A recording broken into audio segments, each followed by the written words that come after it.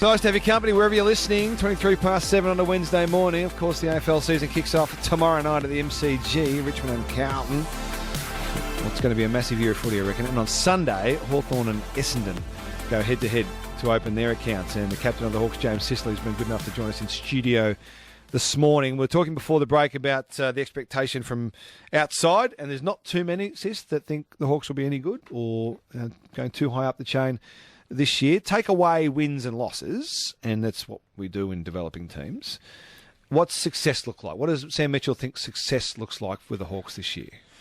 Definitely sort of forming an identity and people knowing what to expect from Hawthorn, the way we play. Keep building on that. It'd be nice to get about 10 or 12 Rising Star nominations with the amount of young kids that we got. That'd be a good sign of progress. And then just finding some really good players that are going to big contributors to the team. We saw that last year with sort of Jai Newcomb, Dylan Moore put together a pretty impressive season, and Mitch Lewis as well. So getting another 3 or 4 players to break out would be a great sign of progress, and continually trying to kick as many goals as we can. So the Port Adelaide. I always go back to the Port Adelaide game last year. Was it round 1 or 2 last year? We went to Adelaide and smacked them to bits and played this really ballistic, dynamic game of footy. I thought, bloody hell, if you can keep this up, it's going to be very exciting to watch and be pretty successful. Is that sort of the blueprint of what Sam wants? Yeah, definitely. It's a good reference point with the way how we want to play. That was a great game to be a part of. It's always nice to play over at Adelaide Oval and the crowd being really silent. It's usually the opposite. But yeah, that is good blueprint of how we want to play. And take us into the change rooms or the club in the last week or so as the practice games are gone and round 1's around the corner. Do you sense a vibe change within the group? Is there a different edge? Is there a different energy amongst the group knowing that it's now pretty real? No, not really, because we've been going at it quite hard post-Christmas. Everyone's sort of been playing for spots, essentially, in any sort of intra-club or practice game or 18v18 at training. So we've had a few little spot fires, which is always good fun. You know, the guys are highly competitive, and it's almost like they're a bunch of little annoying brothers that hate getting one up on them. And I feel like it's a really good culture at the moment around work ethic. And if you beat me, I'm going to make sure I beat you next time. Yep. And that always creates some sort of frustration and a boiling point. If you get beaten 3 times, you're going to be pretty upset. But yeah, I feel like we've been going at it pretty hard post-Christmas. So when you look around the group, I stalked your Instagram last night.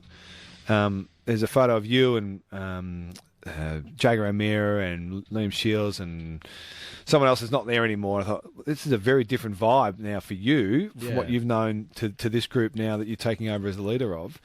How different is it for you dealing with this group from what you've been through in the last couple of years? Yeah, it is very different. I feel like even though I don't feel old, now with all these younger guys and I'm out of touch with the lingo and what's cool now, I feel it definitely makes me feel old. But I'm enjoying it. It's an opportunity to grow, I suppose, also, and not just get around your own little clique that we formed for the last sort of 7 years. So create new relationships, become friends with more guys and guys younger than me, which hopefully will make me feel younger and keep me in the game longer, being around all those young guys. It's the key to everything, mate. Surround yourself with young people. Yeah. That's the way to go. So you talked about before trying to get 15 or so Rising Star nominations with this group. Tell us about some of the kids coming through that Hawthorn supporters should be excited about. And will we see some debutantes on Sunday? There's definitely been some young guys that are putting their hand up.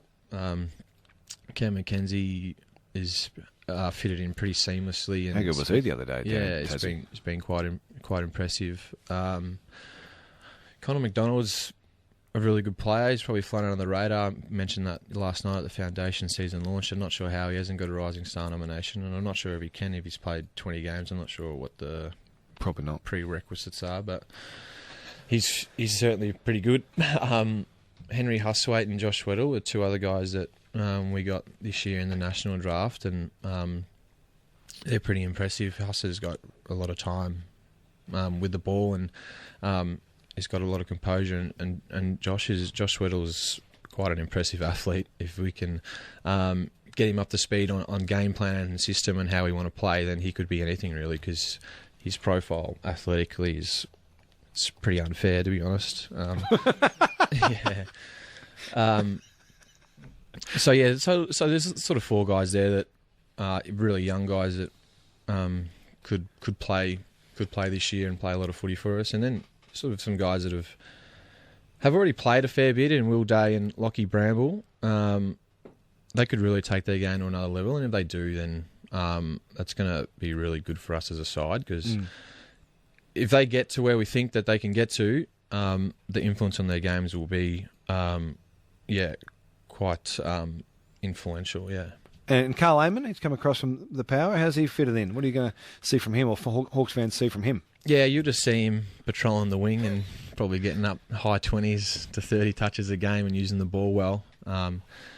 He's a great guy, Carl. He's very down to earth, likes his golf, so I get along with him really well. And we've had a few games of golf together already. So, he's just an ultra consistent player and pretty classy. How is your golf? Golf's going all right, yeah. It's playing once a week. It's down handicaps sort of 8.5. It's not bad. Yeah, I got down to 6, so I want to get better than that.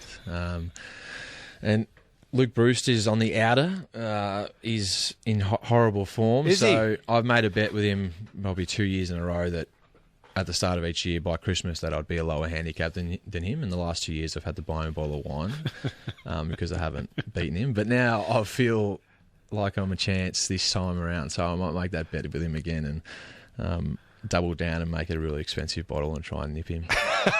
Sounds like a plan to me, and I'm sure he'll be very, very keen to take you on in that battle as well. And like you will be to take on the Bombers on Sunday to kick off the season for the Hawks, mate. We appreciate your time. Good luck for 2023, and great to have you in the studio this morning. Go get them. Thank you.